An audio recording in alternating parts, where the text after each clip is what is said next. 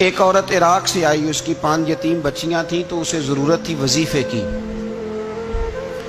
اس نے آ کے پوچھا حضرت عمر بن عبدالعزیز کا گھر کہاں؟ تو لوگوں نے فرمایا وہ سامنے جو ٹاٹ اور بوریے کا پردہ لٹک رہا ہے وہ عمر بن عبدالعزیز کا گھر ہے۔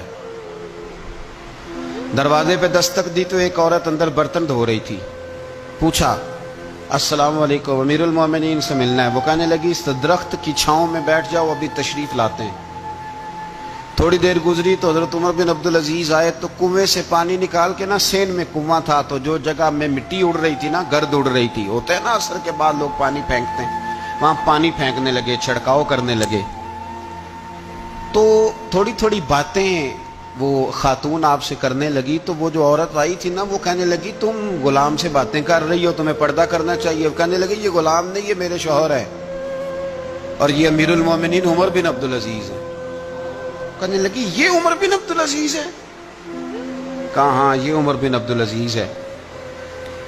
تو وہ خاتون حاضر ہوئی، کھجوریں اس کو دی گئی کھانے کے لیے۔ اس نے کہا حضور میری 5 یتیم بیٹیاں ہیں، مجھے وظیفہ چاہیے۔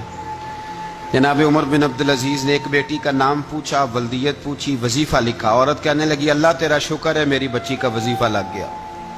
دوسری کا نام پوچھا، ولدیت پوچھی، عمر پوچھی، وظیفہ لگایا، اللہ تیرا شکر ہے میری یتیم بچی کا وظیفہ۔ 4 بچیوں کے وظیفے عمر لکھتے رہے، خاتون اللہ کی حمد کرتی رہی۔ 5ویں کا لکھنے لگے تو کہنے لگی میں نے زمانہ بڑا دیکھا ہے پر عمر بن عبدالعزیز تیری طرح کا بندہ نہیں دیکھا۔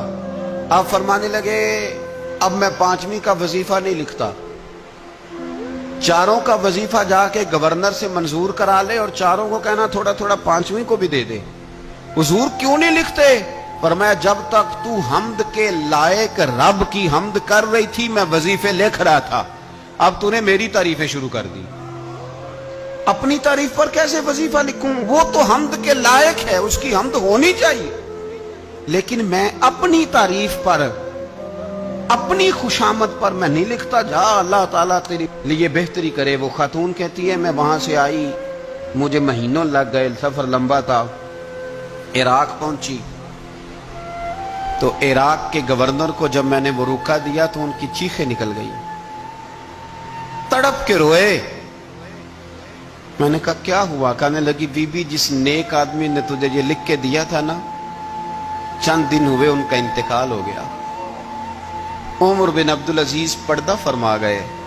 وہ خاتون پھر روئی، کہنے لگی یتیم بیٹیوں کا اب کیا بنے گا، اس رکے کا کیا بنے گا؟ تو آپ فرمانے لگے بی بی جب امیر عمر بن عبدالعزیز جیسا ہو تو گورنروں کو بھی اللہ کچھ توفیق دے ہی دیتا ہے۔ اگر انہوں نے تیرا وظیفہ زندگی میں لکھا تھا تو فکر نہ کر، جب تک میں زندہ رہوں گا وظیفہ